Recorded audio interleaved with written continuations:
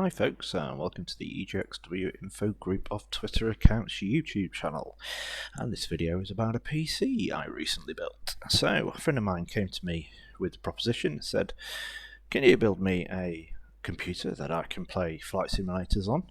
In particular the new Microsoft Flight Simulator 2020. And I said, yes, of course I can. What's your budget? And we had a bit of to-ing and fro-in and played with a few things, and he eventually gave me a budget, an absolute top line budget of £1,150, and that was for the tower and everything inside the tower. So that did not include a monitor, did not include keyboard and mouse, and did not include any type of flight sim joystick, HOTAS or anything like that. I had £1,150 to spend on making a tower for him, and my target was to at least fly in most of the major 3 flight simulators on their high settings, and I secretly hoped but didn't want to promise that he would be able to play them on their very top settings.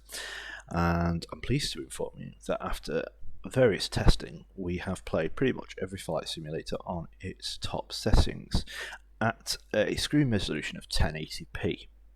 Okay, so that's quite important, screen resolution 1080p. Some of you may play in 1440 or maybe even looking at 4K. So if you're looking at those systems, this one probably will be able to do the 1440p, pretty much comparable. But 4K is not going to be able to do that. Okay, so on the screen now we have the spec, and this is, I'm actually going to run everything on his computer now. So we are borrowing his computer, with his permission of course, to film this YouTube channel. And he's kindly given me permission to do a deep dive into all the components I chose and why I chose them. So, what we're using here is partpicker.com, and in particular their UK side. It's a great price comparison website. As you can see there, it's pulling in prices from various websites: Amazon Box, Scan, AWTIT, CCL, loads of vendors in the UK. It really is a great tool for comparing prices of computer components. That being said, it's always worth just double checking yourself with a few other price comparison sites. There could be some deals to be had. Now, this computer system is currently sitting at £1,182 delivered. That's because I surfed the trends a bit. Computer components go up and down by a few percent all the time, and I surfed the trends. So on that day, when I purchased it, I did get it for 1150, including all the delivery. Okay, so you can play about. So I started off with this, the CPU, and these have actually gone up in price recently. That's the recent trend in the UK. CPUs just going slightly up in price, and when I mean recent, I mean in the last week. So we've gone for an AMD over Intel. AMD are really doing very well with their CPUs, and if you are getting basically more clock speed for your pounds. So I really will push you into an AMD processor all the way up to the top Intel processor. The Intel top processors will outperform the AMD Ryzen on gigahertz, on clock speed. And if you're playing lots of games, clock speed is king. Threads and cores aren't quite as important. So for the price here, I was looking at the AMD Ryzen 5, and I wasn't originally looking at the 3600. However, we found the 3600X was just a couple of quid more at the time, so we actually managed to get a 3600X in there. But a Ryzen 5 3600 will do the job just fine, and that's indeed what I was targeting. As you can see, it's probably not worth putting too much more money into the processor if you're looking to aim for around the same price bracket, this 1150 that we were. Okay, and that's 6-core processor, 12 threads, and it's been perfectly fine here. Now the next one down, the motherboard. So one of his stipulations was that we needed to have Wi-Fi on the system. So I had a look at Wi-Fi cards, and to be honest, you're paying £30–40 for a decent Wi-Fi card, maybe with some built-in Bluetooth. So I decided that the money for a Wi-Fi card would actually be better spent in the motherboard department. So we chose the MSI B450 Gaming Pro Carbon Max Wi-Fi. It's an ATX size motherboard, obviously for AM4 processors, for the AMD processors. MSI, decent, well-known enough brand. Now, if you've got a bit more budget, and the B450 is a basic chipset, it's not even the latest in that bracket. The B470 is the latest chipset, but here, for the price compromise of going with those higher chipset motherboards, and you can get sort of 5 series and 7 series chipsets, but for the price, that's what we settled on, and I believe the B450 is capable of doing I think it limits you to PCI Express 3, but you don't really need PCI Express 4 anywhere near this area anyway. And I believe they take the latest 3000 series AMD processors, the Zen 2 Plus generation. Okay, so that was coming in at about 125. I can't remember exactly what I bought it at on the day, because like I said, the prices go up and down. This isn't a record of what I bought at. Okay, so moving on to memory. Now this is an important one to consider the use. Now for a decent gaming system, I would have normally gone with 16 gigabytes of memory. Normally that would be absolutely fine. However, running some tests on Microsoft Flight Simulator 2020, I was nudging over the 16 gigabytes sort of mark, particularly over areas like New York City. Lots of sceneries rendering, and I was just pushing over that 16 gigabytes in test, so it was really no contest to then go for a 32 gigabyte system, and we split it into 16 gig sticks to take advantage of dual channel memory. So we've got the 2 sticks there of 16 gigabytes, and we eventually chose the Team T-Force Dark memory. Now, there are a few others that I had on the list I was keeping an eye on, sort of like G-Skills, I think it's Trident Z, Trident X, somewhere up there. There's some good memory as well. So we settled on these guys, and they are 3600 megahertz rated memory sticks, and they are advertised as optimized for Ryzen, although that doesn't mean too much. It can come into play when checking on the motherboard. So I checked the QVL on the motherboard, and that's qualified vendor list on the motherboard, and indeed they had tested those exact T-Force memory sticks, and they hadn't just tested them at default clock speeds of like, I think the default clock speed is something like 2333 or something, and they had also tested them at their rated 3600 megahertz memory. The timings are a little bit looser, as you would expect, and to be honest, if I was more confident with memory overclocking, I'll probably be able to tighten those timings up a little bit anyway, but we'll talk about that when I talk about the overclock. So, moving on to storage. So what I've decided, I played around with this, it's a difficult one. Ideally, you are wanting solid state drives in things nowadays. Mechanical drives are sort of dead and buried, particularly when you are pulling scenery. Is a hard task for it, and if you running mechanical drives, running games and things on mechanical drives, you're going to find that your game load times are quite a bit. Now the games are going to be perfectly playable, so when you actually get into the game, it's not going to be too bad unless you've maybe got a bit of a problematic drive. Actually playing these games, you're not going to notice much difference using a mechanical drive. The big step up is what you switch to a solid state drive, and by solid state drive I mean either an NVMe drive or indeed a SATA drive. You're going to take a big step up in performance. And for the price I was playing about with and the performance I was playing about with, I realised I could probably get him 2 NVMe drives. So we've got the small one there, which is the one on the bottom, the 256. Now the purpose for that is purely to run the operating system and give it a bit of headroom for maybe some save files, as Windows does. Because I want to separate the operating system from many of the games so that it allows the operating system to breathe, really. And when you're playing games, it means that it can pull from the gaming drive on its own, and then Windows can do its thing on its own from its own disk, and you're not going to have any issues there. So we've gone for a small one. Now the ADATA XPG SX8 200 Pro, looking at the benchmarks, it was a very, very good drive, and if I could, I would have got that drive in 1TB as well.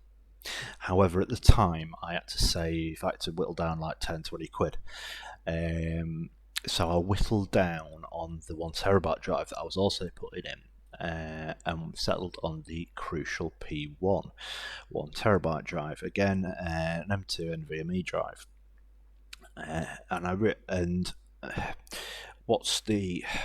Does a little bit of performance increase? Well, there is it's hard to explain while also keeping it simple, but on transfer speeds there's a lot of difference when it comes to SATA solid state drives and NVMe solid state drives. However, when you put that into actual noticeable performance, it's very little, and it is mainly on game load times.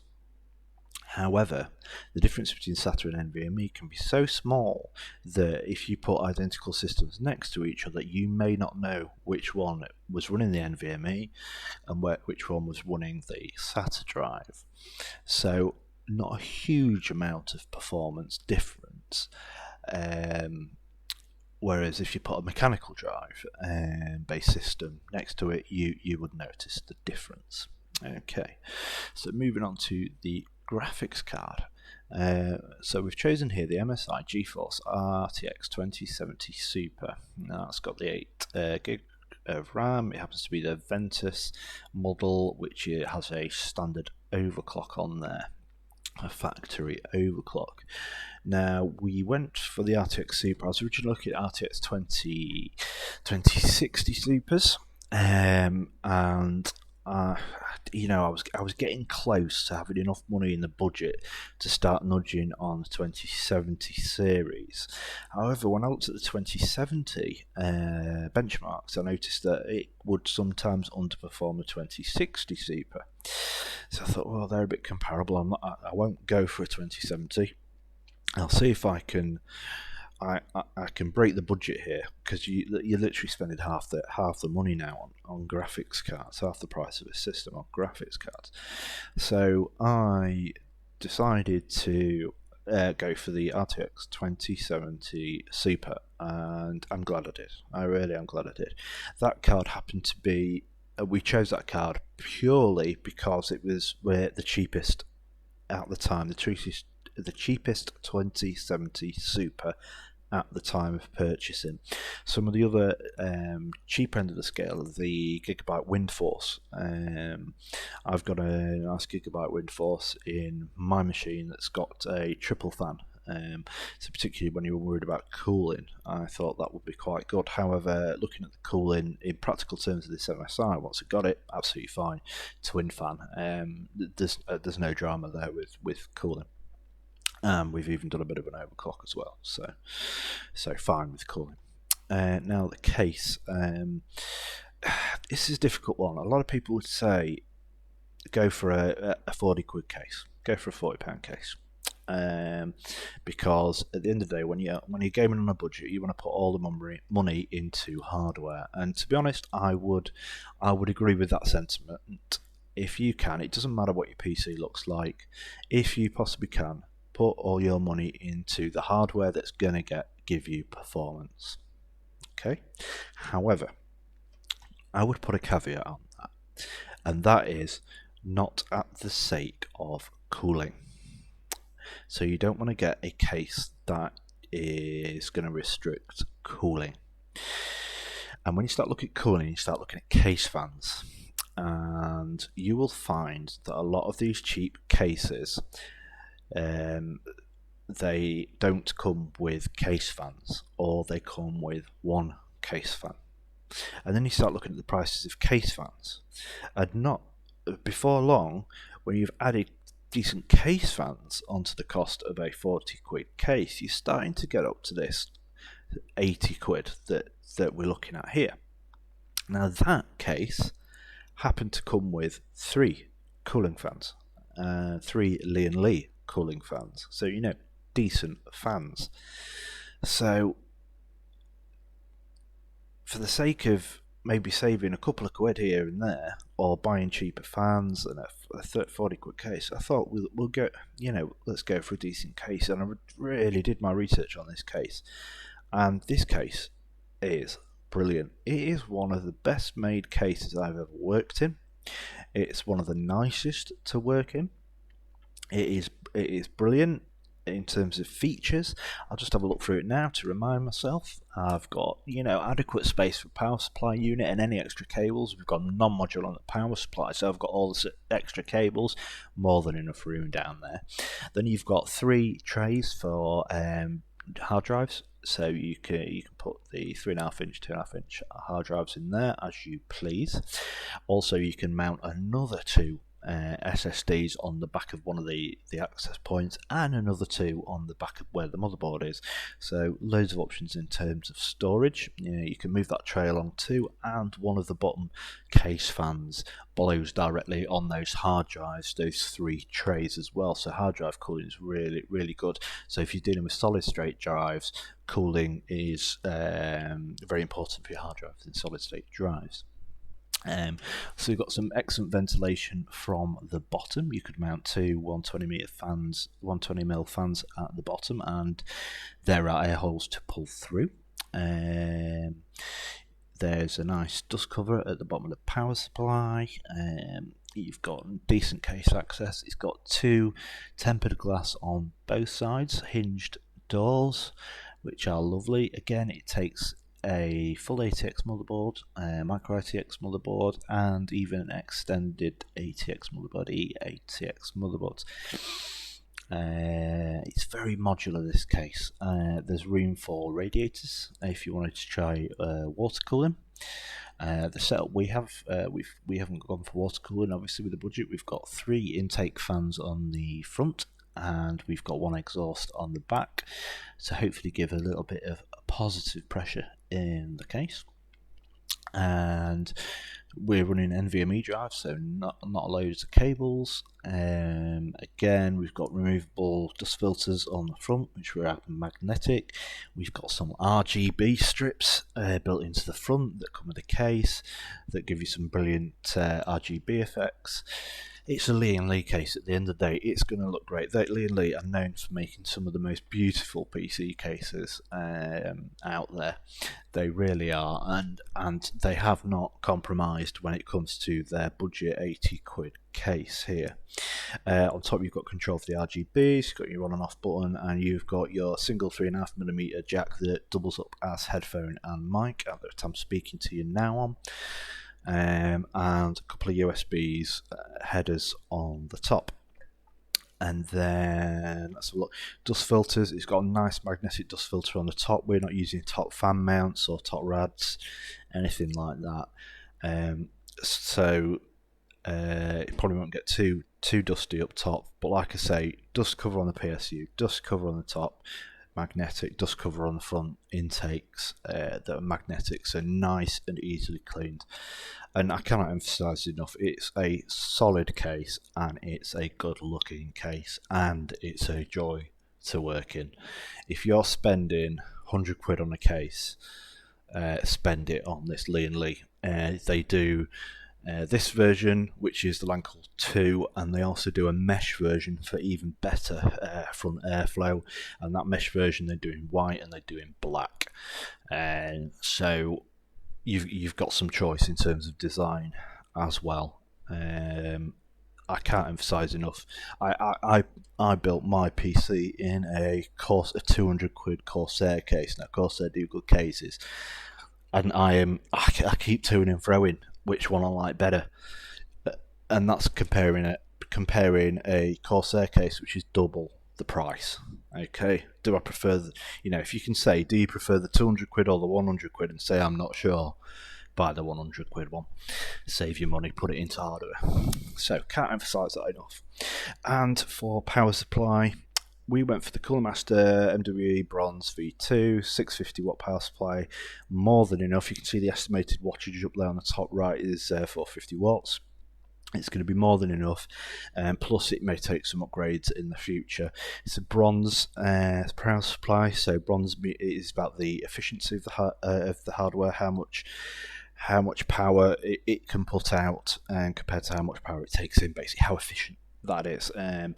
Because we're not striving for the best efficiency, we haven't gone silver, gold, or platinum or anything like that. And it's standard ATX power supply. It comes with everything you need, plus spare PCI Express cables if you SLI is dead nowadays, or Crossfire, but if you wanted to run two graphics cards, you could do that with this power supply. The one thing I would say is choose, in my advice, choose a different power supply.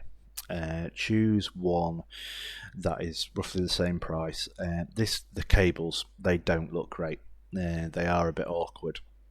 If you can get a nice sleeved cable or something like that for the price, I would push it that way. I would. And if power supplies are expensive nowadays, but if you can go modular, that's always great. It always helps with cable management and things like that. But at this price, we're not going to take a modular hard drive over an extra 20 quid into another area like RAM hard drive, processor, motherboard, or anything like that. And just to like I said, the case comes with 3 fans. I mentioned we've got an exhaust fan. We've gone for the Arctic. The Arctic P12 series of fans do extremely well on benchmark tests. They're not as good as Noctua fans, but Noctua fans are at least 3 times the price. At least 3 times the price. And I think I picked up one for about 5 quid actually in the end, or just around that price, where you're not Noctua fans, you're talking about 30 quid fans. So we're not going to be spending loads of money. There are certainly better components at every stage in this build. There are better components out there to be had. You can get better processors, you can certainly get better motherboards with far better chips that's going to suit you for the future. Memory's not too bad. Again, you'd gone for those ADATA top performing, or you go for a Samsung 970 Evo Plus or something of that ilk. Storage here, the guy said to me, I'm only running the flight sims, I'm not going to be installing anything else on the machine, I don't need a lot of storage. So I could really skimp on the storage here, but you can easily add a mechanical drive for like 40 quid and put some more storage in there.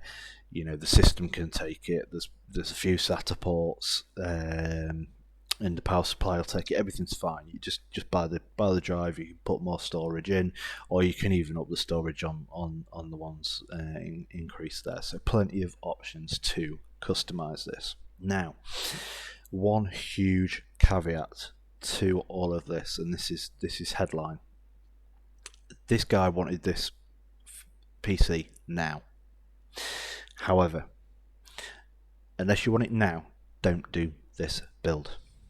Okay, that is because GeForce are coming out with their 30 series RTX graphics cards, and they are offering, if we scroll down here, the 3070 in the UK, Founders Edition 3070 is going for 469 quid, right? Okay, now that sounds like a lot of money, but that RTX 3070, Nvidia are saying that thing is better performance than an RTX 2080 Ti, and you're talking about 1,500 quid for that card. So I'm telling you, these are coming out in October, and there may be some big stock problems getting them out there, so you're probably not looking to actually get them into a practical built system until winter, till around Christmas. But if you can wait that long, you are potentially getting £1,500 graphics card for 500 quid. Okay, so big caveat there. If you can wait. If the performance is what Nvidia are claiming them to be, and we haven't got them benchmarked yet or anything like that, they're all under embargo in terms of performance. As soon as those embargoes are lifted, there's going to be some YouTube videos on their performance benchmarked. Also, AMD are releasing their 4000 Ryzen 3 processors around the same time. So again, you don't want to be shoving a 3000 series Ryzen in your machine when chances are you're going to have a Ryzen 4000 series coming out in October, and you probably find they're exactly the same price, and you're going to get more performance for the same price. Okay, so if you can wait till Christmas, build yourself a machine around an RTX 3070 for this price with a 4000 series processor and compatible motherboard and all the rest of it. So what have I done to this machine? So built machine, all standard apart from the RAM. I remember telling you it was 3600 megahertz rated. Like I say, normal default clock speeds don't run anywhere near that. So I'm running the RAM at its rated 3600 megahertz, which is technically an overclock. I've changed the F-clock for the Infinity fabric of the processor to a 2-to-1 ratio, because if you have a whole number ratio, the system does a lot better. So I've got an 1800 megahertz F-clock ratio running on there. And as for the BIOS, that's the only overclocks running in the BIOS. And with the graphics card, I've been playing about with MSI Afterburner. It's very safe overclocking software for your graphics cards. And MSI Afterburner, you don't just need you don't need an MSI graphics card to run MSI Afterburner. It'll work on I think it'll work on EVGAs, Gigabytes, Asus graphics card. It's absolutely fine, and it just gives you the best overclocking interface in my opinion. So as you can see, I'm running a 20% increase on the core voltage to bring it some stability. I've got the power limit up to 100% of its capable limits. I have brought the temperature limit up to 88. We're not getting anywhere near that. Okay, the core clock, I've added 110 megahertz onto the core, and I've put 130 on the memory, and I've done a custom fan curve to cope with that. And I tell you what, temperatures are not a problem. That's what you've got to watch out for with overclocking, are your temperatures. Temperatures are not a problem. One thing I was concerned about was the stock cooler that comes with the AMD Ryzen 5 processor. Now, I would really urge you to spend some money on a decent tower air cooler for your processor. It doesn't come with the Wraith Prism.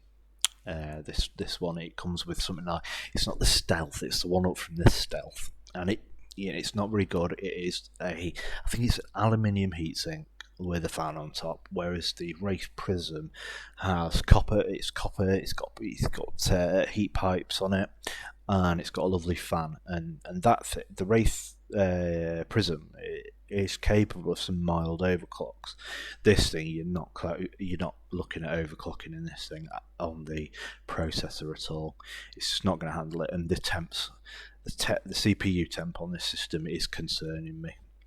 And I would like to put a tower cooler in there, I really would, and that's the first thing I'm going to advise my friend to do, is get a tower cooler in there. So performance, as you can see down the bottom, we've got X-Plane, Flight Simulator, DCS and DCS Open Beta, and I've done some benchmarks for you. So in X-Plane 11, with, now this is a big with ORBX True Earth for the whole of Great Britain on it, so that really does reduce your frame rates. You'd be talking double the frame rate without ORBX installed.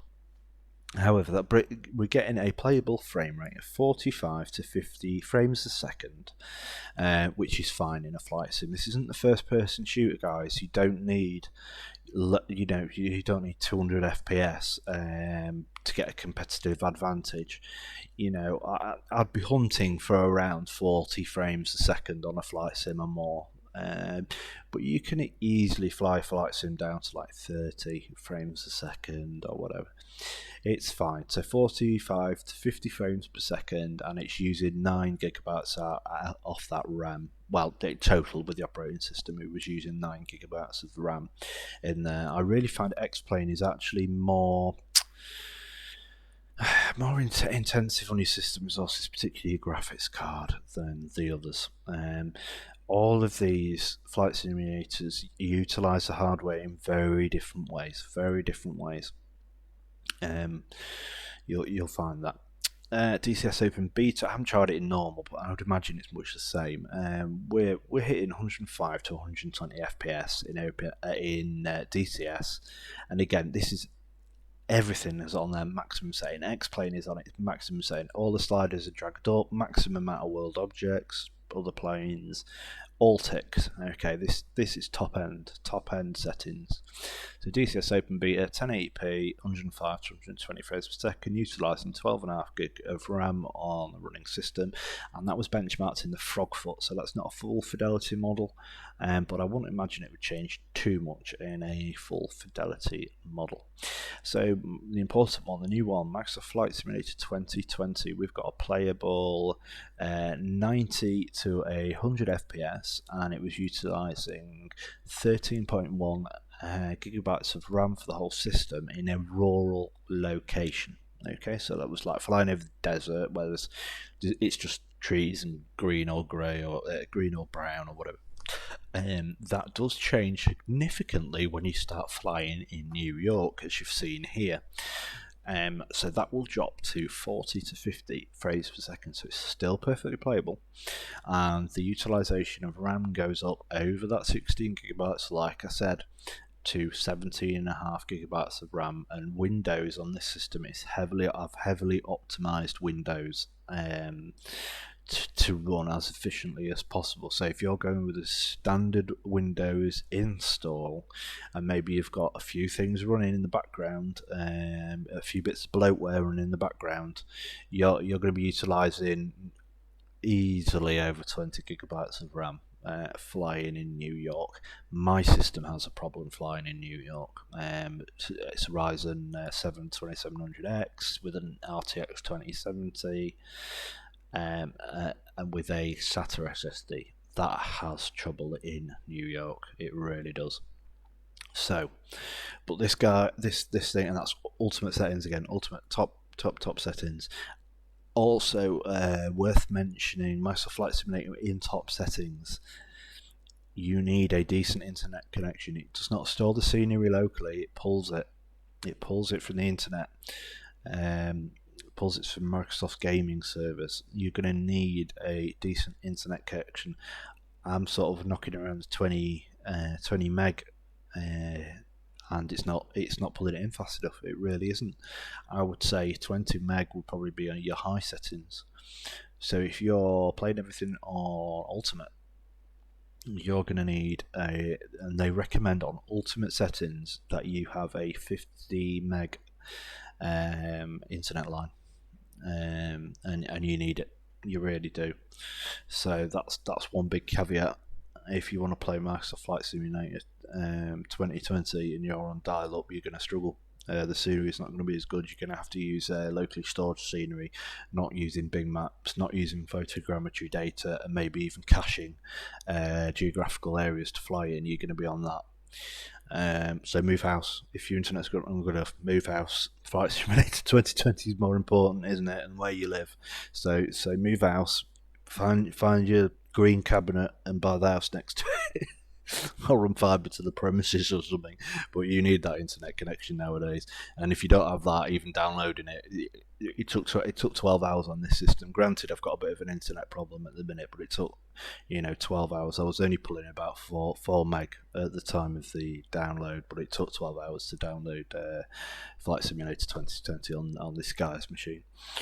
So that's it, guys. That's the machine. I just thought you'd be interested.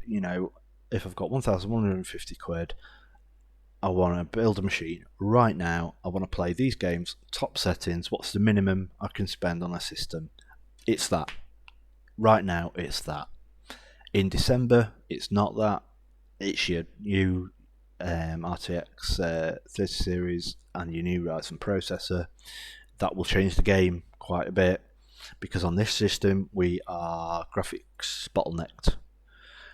If we put the 30 series in this, we might not be graphics card bottlenecked anymore. We might be bottlenecked on processor. We might need a higher processor, So it would change the dynamics of this system. Building a PC and budgeting a PC is all about the proportion, the percentage you spend on each individual component, and you tailor that to the use that the PC is going to have from the user. Whatever the user says, you put that in percentage terms and split it to the components. So you can do any budget you want there and work out the ratios or your percentages of how much I spend on each component. That'll give you a good job there. And like I said, you're nearly 50% on the blooming graphics card, but you need it because the graphics card limited. Simple as that. Until the end of the year. So I hope you found this video useful. It's very niche, so I don't expect many people will watch it to the end in this amount of detail. But please, share it with your friends. Stick any questions you've got below, and I'll try and answer them. And I might leave the spec or something in the description as well for you. Anyway, yeah, you know what to do. Subscribe, do the tick, ding the bell, or whatever. I've got to get into saying that. Subscribe. You know what to do. It's YouTube. Simple as that. Thanks, guys. You all take care, and I will. Sorry, I haven't got two screens, so I've got ready to hit the stop button right at the right time. So take care, guys, and see you in the next video.